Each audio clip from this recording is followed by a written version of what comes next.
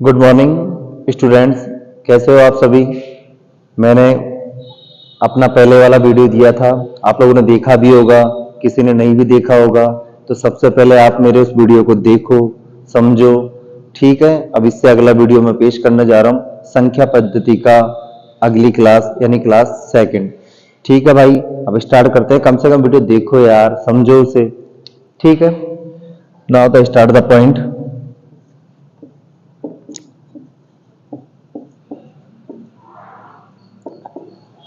हाँ तो भाई, इससे पहले हमने कहां तक खत्म कर दिया था? अभाज्य संख्या तक। अब हम सेकंड अगला पॉइंट पे लेते हैं। अगली संख्या आएगी हमारी भाज्य संख्या, या इसे क्या बोलते हैं? यौगिक संख्या। भाज्य यौगिक संख्या। ढंग से सुनिए, मैंने इससे पहले आपको पढ़ाया था अभाज्य संख्या, और अभाज्य संख्या की क्या परिभाषा बोली थी? जिसमें स्वयं का और एक का भाग जाए, या कुल मिलाकर वह संख्या जिसके केवल और केवल दो ही गुणनखंड पॉसिबल हो। ठीक है, अब है इसका नेक्स्ट अगली संख्या भाज्य संख्या। क्या आपको ये देखकर अपोजिट नहीं लग रहा? अभाज्य का उल्टा क्या होगा? भाज्य। तो परिभाषा क्या होनी चाहिए? वह संख्या जिसमें खुद के अलावा और किसी संख्या का भाग भी जाए, या अगली बात सुन लो, या जिसके कम से कम दो गुणनखंड तो हो, दो से ज्यादा तो होंगे ही। ठीक है, तो सुन लो पहले। कम से कम दो गुणनखंड पॉसिबल हो, उसे क्या बोलते हैं? भाज्य संख्या। या सीधी सादी परिभाषा भाई, भाज्य संख्या किसे कहते हैं? जिसमें खुद के अलावा दूसरी संख्या का भाग भी जाए। एक का भाग तो जाएगा, लेकिन इसके अलावा और किसी संख्या का भाग भी जाए। या फिर ऑथेंटिक परिभाषा क्या होगी? जिसके कम से कम कितने गुणनखंड हो? दो। ठीक है, कहने का मतलब जिसके, ये भी कह सकते हैं जिसके दो से ज्यादा गुणनखंड पॉसिबल हो। ठीक है, अब फॉर एग्जांपल कहां से स्टार्ट करेंगे भाई? एक की बात करूं, एक को ना तो मैंने अभाज्य में शामिल किया था और ना इसको भाज्य में शामिल करूंगा। कारण, क्योंकि इसके कम से कम कितने गुणनखंड होने चाहिए? दो। कहने का मतलब दो से ज्यादा गुणनखंड होने चाहिए। एक का तो बेचारा एक ही है, दो और तीन को किसमें शामिल कर लिया था? अभाज्य में, तो ये भी नहीं होंगे। तो अभाज्य संख्या की शुरुआत कहां से होगी? चार से। देखिए क्यों? चार के गुणनखंड निकालते हैं अपन। चार में किसका भाग जा रहा है? एक का भाग जा रहा है। इसके अलावा दो का भाग जा रहा है। इसके अलावा चार का भाग जा रहा है। क्या चार के दो से ज्यादा गुणनखंड आ रहे हैं कि नहीं आ रहे? आ रहे हैं साहब। तो चार कौन सी संख्या कहलाएगी? भाज्य संख्या।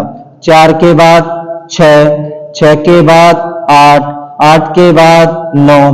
कई लोग गलती करते हैं, जल्दीबाजी में नौ को भूल जाते हैं। नौ के बाद 10, और इस प्रकार से संख्या आगे अनंत तक चलती रहेगी। तो दोबारा सुन लीजिए, भाज्य संख्या किसे कहते हैं? जिसमें खुद के अलावा और किसी संख्या का भाग भी जाए, या जिसके दो से ज्यादा गुणनखंड संभव हो। ठीक है भाई, आप सुनो कहां से शुरुआत होगी? चार से। पहला क्वेश्चन, सबसे छोटी भाज्य संख्या कौन सी होगी? चार। सबसे छोटी विषम भाज्य संख्या कौन सी होगी? 9। तो थोड़ा सा हिंट अपन लिख लेते हैं। सबसे छोटी भाज्य संख्या कौन सी होगी? 4। या फिर इसके अलावा क्या कह सकते हैं? सबसे छोटी विषम भाज्य संख्या क्या होगी? 9। सवाल बनाने वाला भाई कैसे भी बना सकता है। देखो, ये भी कह सकता है सबसे छोटी सम वर्ग भाज्य संख्या कौन सी होगी? 4। या सबसे छोटी विषम वर्ग भाज्य संख्या कौन सी होगी? 9। ठीक है, गॉट इट? समझ में आ गया भाज्य संख्या किसे कहते हैं? यहां तक क्लियर है पॉइंट? आगे बढ़ेंगे अब। हाँ जी, और भाई वीडियो को ढंग से देखो, समझो, पूरा वीडियो देखो। आपके भले के लिए बना रहा हूं मैं। आप सोच रहे हो टाइम पास के लिए पढ़ा दिया, आ गया टीचर पढ़ा देगा वगैरह वगैरह, ऐसा कुछ नहीं है। मुझे पता है ये जो कंटेंट बना रहा हूं ये आपके भले के लिए बना रहा हूं, टाइम पास के लिए नहीं बना रहा। आप लोग सोच रहे हो कि नहीं, आ गया यूट्यूब पे एक और शामिल हो गया भीड़ में, ऐसा कुछ नहीं है। मैं चाहता हूं सिलेक्शन हो, और सबसे बड़ी प्रायोरिटी होती है सिर्फ और सिर्फ नौकरी मिलना। अपन को नौकरी लेनी है कैसे भी, साम धाम दंड भेद। देखिए अगली संख्या, इससे पहले एक छोटा सा क्वेश्चन पूछ लेते हैं। हाँ जी, प्रथम,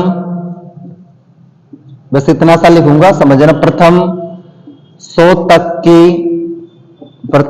तक की संख्याओं में भाज्य संख्या कितनी होगी?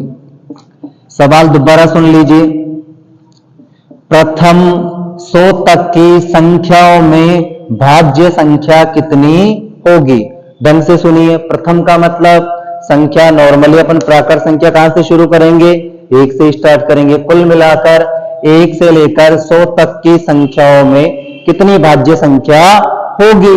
अब आप बताइए टोटल नंबर कितने हैं, टोटल संख्या कितनी है? 100। ठीक है साहब, अब आपको पता होना चाहिए 100 तक की संख्याओं में कितनी अभाज्य संख्या होगी? 25।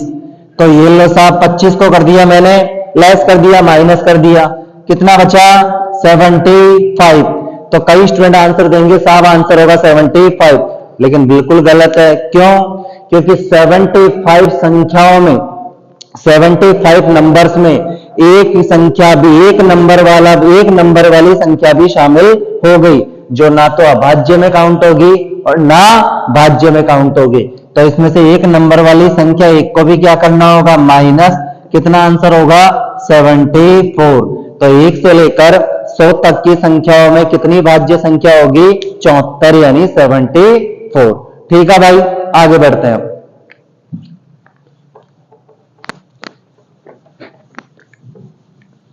अगली संख्या सुनिए, सह अभाज्य संख्या। सह अभाज्य संख्या।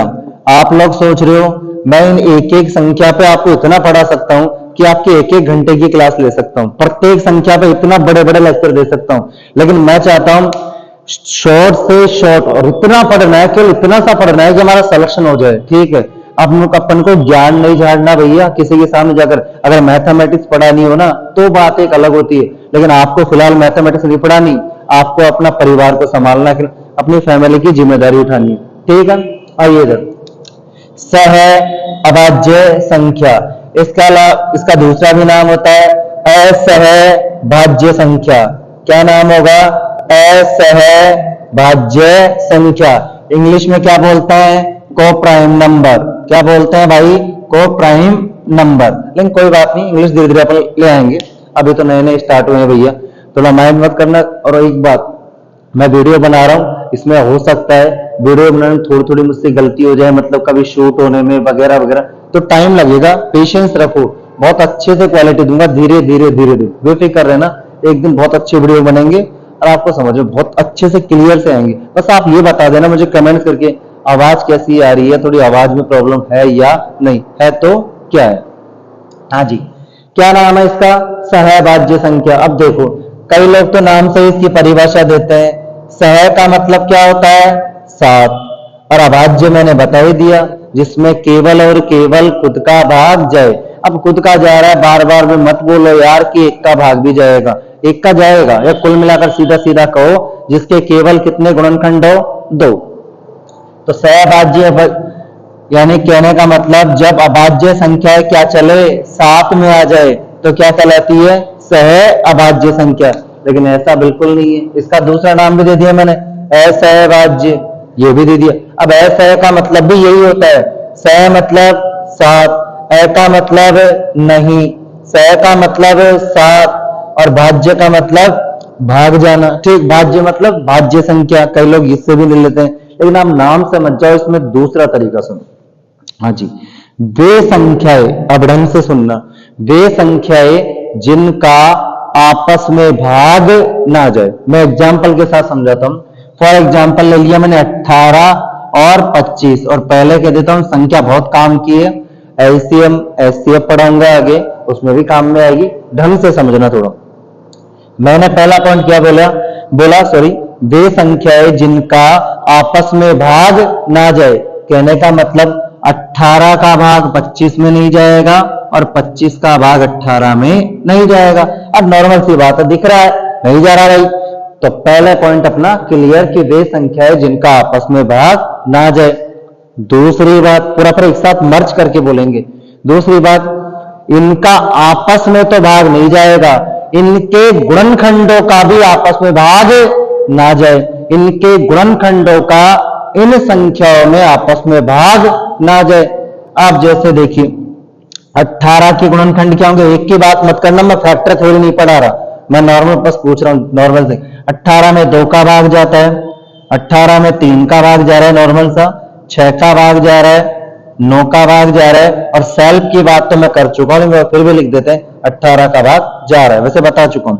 25 के फैक्टर 5 का भाग जा रहा है, 25 की बात मैं ऑलरेडी कर चुका हूं। अब 18 के नॉर्मल फैक्टर देख लो पूरे जैसे 2 का, 3 का, 6 का, 9 का, 18 का क्या 25 में भाग जा रहा है क्या? नहीं जा रहा। 25 में फैक्टर देखो 5 और 25, क्या 5 और 25 का 18 में भाग जा रहा है क्या? नहीं जा रहा। मैं नॉर्मल से आपको पहले तरीके बहुत है पढ़ाने के भाई साहब, मैथमेटिकल तरीके से पढ़ा सकता हूं, लेकिन तरीका वो होना चाहिए जो सीधा खोपड़ी पे अटैक करे। आई बात समझे? तो मैं थोड़ा अपनी लैंग्वेज को यूज करते हुए पढ़ा रहा हूं, ठीक है? तो ध्यान से समझना, वरना मैं तरीका जटिल भी होना, कॉम्प्लेक्स भी तैयार कर सकता हूं, लेकिन तरीका वो सीधा जो जाकर खोपड़ी पे अटैक करे। सुनिए, तो मैंने क्या बोला, वे संख्याएं जिनका आपस में भाग ना जाए, नहीं जा रहा 18 25 का, इनके फैक्टर्स गुणनखंड का भी इन संख्याओं में भाग ना जाए। 18 के फैक्टर्स क्या आ रहे हैं, मतलब गुणनखंड क्या आ रहे हैं, 2 3 6 9 18, क्या इनका भाग 25 में जा रहा है? नहीं जा रहा भाई। 25 के फैक्टर्स क्या है, 5 और 25, क्या 5 और 25 का भाग 18 में जा रहा है? नहीं जा रहा भाई। तो ठीक है, दूसरी कंडीशन भी अपनी फुलफिल हो गई।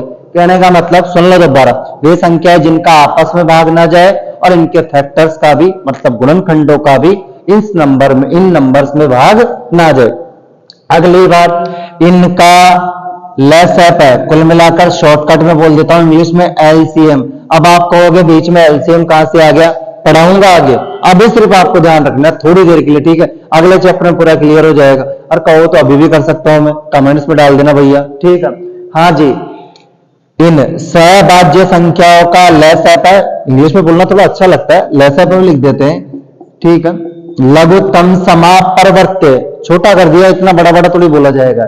इनका एलसीएम हमेशा इनके गुणनफल के क्या होगा, बराबर। ये हो गई तीसरी बात। चौथी बात, इनका एचसीएफ बोले तो मैसेप, महत्तम समापरिवर्तक, लेकिन बड़ा बड़ा नहीं बोलेंगे, छोटा सा। इनका मैसेप हमेशा क्या होगा, 1। तो कितनी बातें हुई, 4। रिपीट कर रहा हूं, ढंग से सुनना, बार बार वीडियो पॉज करके दोबारा देखना। हाँ जी, वे संख्याएं जिनका आपस में भाग ना जाए, ठीक है, इनके फैक्टर्स का भी इन नंबर्स में भाग ना जाए। बोल देना, मैं थोड़ा थोड़ा आपके लिए जो टर्म्स है वो इंग्लिश में यूज करूंगा, और आप कहोगे नहीं साहब हिंदी इंग्लिश दोनों में बोलो, दोनों में बोल दूंगा, नहीं तो हिंदी इंग्लिश दोनों चलने देते हैं। इन फैक्टर्स का, ताकि आपके दिमाग में छप जाए चीजें, इन फैक्टर्स का, इन गुणनखंडों का इन संख्या में भाग ना जाए, और इनका लेसअप है इनके गुणनफल के बराबर होगा, और इनका मैसअप है हमेशा क्या होगा, 1। तो ये कौन सी संख्या कहलाएगी, सहअभाज्य। अब इसका यूजेज, इसका उपयोग क्या है, ये लेसअप है मैसअप है, मैं डिटेल से और पढ़ेंगे। अब ये आपको सिर्फ इतना सा ध्यान रखना है कि सहभाज्य संख्या किसे कहते हैं, ठीक है? समझ में आ गया भाई? आगे बढ़े, ठीक। तो ये थे कुछ नंबर। अब मैं भैया सुनो, मैंने संख्या के बारे में आपको पढ़ाया था कि जैसे संख्या कितने प्रकार की होती है, उसमें बताया था वास्तविक संख्या और काल्पनिक संख्या, और ये दोनों संख्या मिलकर मिश्रित संख्या यानी कॉम्प्लेक्स नंबर कहलाता है। लेकिन मैंने इतना डिटेल से क्यों नहीं बताया, आगे पर चार्ट क्यों नहीं बनवाया कि वास्तविक संख्या परिमेय और अपरिमेय, पिछले वीडियो में देखिएगा, ठीक है? अगर किसी को ना समझ में आए तो इससे पहले का वीडियो देखना, ठीक है? और मैंने फिर बताया था कि वास्तविक संख्या 2 प्रकार की, परिमेय और अपरिमेय। मैं परिमेय के बारे में थोड़ा मैंने ज्यादा डिटेल से नहीं बताया, कुछ चीजें कि अपने काम की नहीं है, सुन लेना ढंग से। क्यों? क्योंकि सबसे पहले प्रायोरिटी नौकरी को देना है अपने को, छोटी मोटी कोई सी नौकरी, रेलवे मिले, एनटीपीसी मिले, कोई सी, हर नौकरी। पटवारी आ रही है लेटेस्ट में, राजस्थान पटवारी की बात, राजस्थान वालों के लिए बात कर रहा हूं, ठीक है? तो सुनिए ढंग से। तो मैं कहना ये चाह रहा था कि मैंने आगे संख्याओं का चार्ट क्यों नहीं बनवाया, क्योंकि आप जब अच्छे एग्जाम पे पहुंचोगे, एसएससी में, सीडीएस, कैट, आप थोड़े थोड़े सीजीएल में भी आना स्टार्ट हो गए, उन एग्जाम में पहुंचोगे तो खत्म निष्कर्ष वाले क्वेश्चन आते हैं, उनमें जाकर ये सवाल पूछता है, लेकिन अभी तक नहीं आ रहे। तो बिना फालतू अभी ज्ञान, मैं मानता हूं अच्छी बात है, नॉलेज के लिए चाहिए, लेकिन अभी अपन को फोकस करना है सिर्फ और सिर्फ अपने सिलेक्शन पे। ठीक है भाई, आ जाओ। संख्या की रामायण हो गई खत्म, इतना ही काफी है आपके लिए। आगे चलते हैं, नेक्स्ट पॉइंट इसका, इकाई अंक ज्ञात करना। इकाई अंक, नाम सुन लीजिए, कंफ्यूज हो, इसे ही क्या कहते हैं, मात्रक अंक, इसे ही कहते हैं लास्ट डिजिट।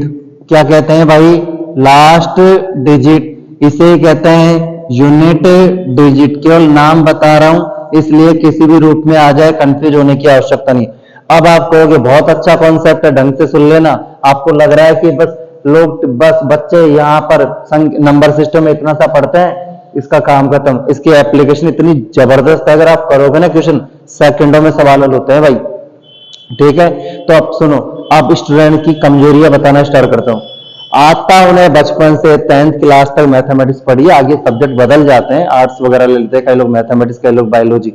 तो भैया होता क्या है, ये सब जो ये टॉप, जैसे उनकी कमजोरी क्या होती है, जैसे कि वो किसी भी एप्लीकेशन को पढ़ते हैं, पढ़ते तो है लेकिन कभी भी उनका उपयोग नहीं करते, यूज ही नहीं करते। अब ये एप्लीकेशन है, इकाई अंक, इनको यहाँ पर पढ़ लिया, हाँ संख्या पद्धति में पढ़ाया था सर ने, काम चल गया। अरे भाई आगे पूरे चैप्टर्स पूरी मैथमेटिक्स में यूज है, अगर आप ढंग से यूज करोगे ना तो सवाल सेकंडों के, और मैं गारंटी देता हूं सेकंडों में सवाल होंगे।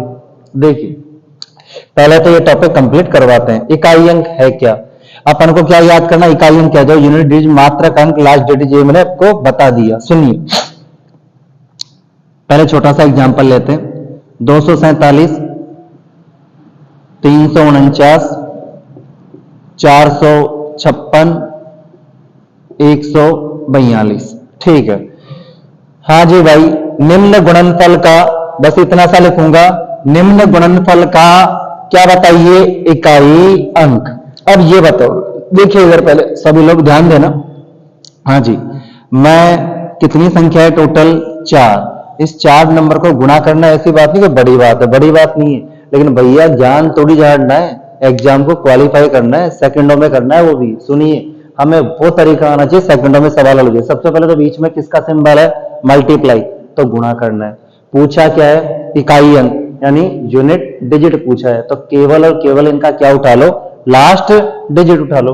इसका क्या आ रहा है 7, इसका क्या आ रहा है 9, इसका क्या आ रहा है 6, इसका क्या आ रहा है 2, उठा लिया। जैसा सिंबल वैसा काम, गुणा है तो गुणा, सुन लो पहले, बीच में प्लस भी आ सकता है, माइनस भी आ सकता है, इसका ध्यान रखना। तो सुनिए, गुणा है, अब इकाई अंक को उठा लिया, गुणा करो, 7 नाम 63। अब आप चाहो तो पूरा भी लिख सकते हो, और आप चाहो तो, हमें तो मतलब ही किससे था, इकाई अंक से, तो इकाई अंक उठा लो ना यार, 3, खत्म कहानी। ये मत लिखो, ये लो 7 नाम 63, और 63 का भी इकाई अंक क्या आ रहा है 3, खत्म कहानी। अगला इकाई अंक 36, 18, 18 का भी इकाई अंक क्या आ रहा है 8, खत्म कहानी। अगला इकाई अंक 8 दूनी 16, और 16 का इकाई अंक क्या आ रहा है 6, तो पूरे गुणनफल का इकाई अंक क्या आ रहा है 6, खत्म हो गई कहानी। बस ये था। तो नॉर्मल सा सवाल तो इस तरह से पूछेगा। तो सवाल क्या था, निम्न गुणनफल का क्या बताइए साहब, इकाई अंक। तो मतलब किससे था, इकाई अंक से। उठाना क्या है, इकाई अंक, उठा लिया।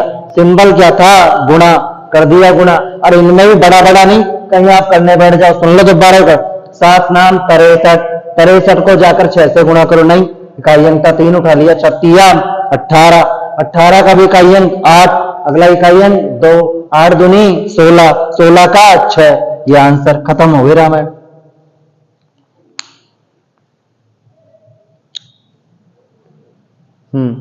ठीक है भाई, देखिए आगे बढ़ते हैं, सुनना ढंग से।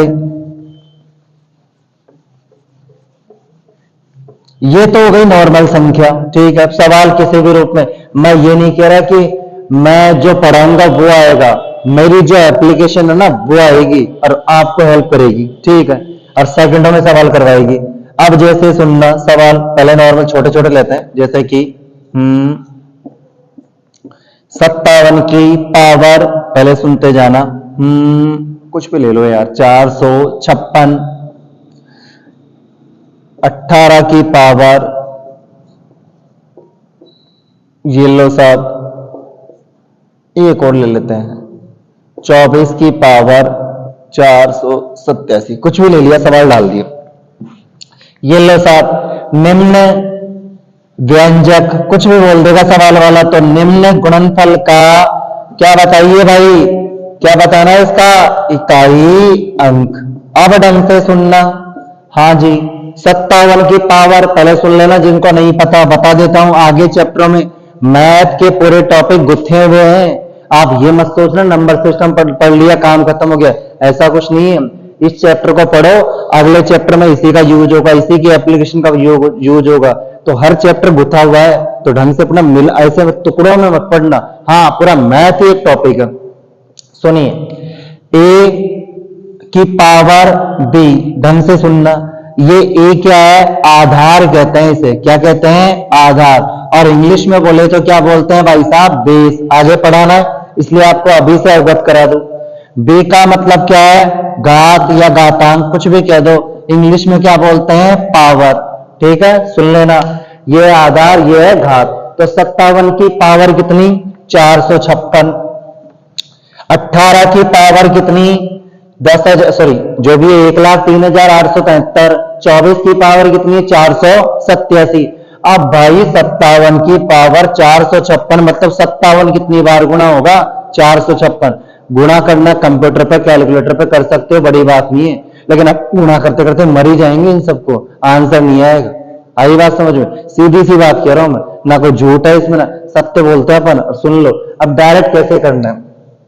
अब टीचर कहते हैं डायरेक्ट, ये लो, मैं ऐसे नहीं कहता भाई, मैं भी ऐसा नहीं हूं विद्वान हूं, मैंने पिछले वीडियो में कही थी बात, मैं कोई विद्वान इतना बड़ा वो नहीं हूं, मैंने सीखा है, ठीक है, और अपने गुरुजनों से सब कुछ सीखा है, ठीक है। तो मैं ये नहीं कहता टीचर कोई भी बेकार नहीं होता, जो भी पढ़ाता है ना अच्छा पढ़ाता है। देखो अपन में कुछ कमी होती है, साफ बोलू, टीचर को पढ़ा रहा हो देख कर भी पढ़ाया ना, अच्छा पढ़ाएगा भाई, ठीक है। आप ये मत सोचो ये क्या पढ़ाएगा, पढ़ना, मेरी बात नहीं करा, मेरे से तुलना नहीं करवा रहा मैं, ठीक है। मेरे से भी कई गुना लाख गुना बेस्ट टीचर है इस दुनिया में, ठीक है। लेकिन कमी अपने में होती है, अपन क्या है, ज्ञान लेना ही नहीं जानते, अपन सिर्फ और सिर्फ फालतू की बातें करते हैं। तो मैं कह रहा हूं अपना फोकस सिर्फ और सिर्फ नौकरी पे दो, ठीक है। और मेरे यूट्यूब चैनल का नाम है गिरिराज मैथ एजुकेशन, इसको देखो, इस पे मेरे वीडियो आएंगे, लगातार आएंगे, डेली आएंगे, देखो, लाइक करो, शेयर करो, सब्सक्राइब करो, देखिए। हाँ जी, तो ये बताओ 57 कितनी बार गुणा करेंगे, 456। तो आंसर नहीं, आंसर तो आएगा, बहुत टाइम लगेगा। तो मैं आपको, देखो टीचर क्या कहते हैं डायरेक्ट, हाँ जी, कई टीचर बहुत अच्छा पढ़ाते हैं कि किसका भाग दे दो, 4 का, ठीक है। अब 4 का भाग देने के बाद जो शेषफल आ जाएगा वो अपन को निकालना क्या था, इकाई अंक, यानी 7। 7 के ऊपर वो घात चिपका दो, लेकिन 4 का भाग क्यों दिया,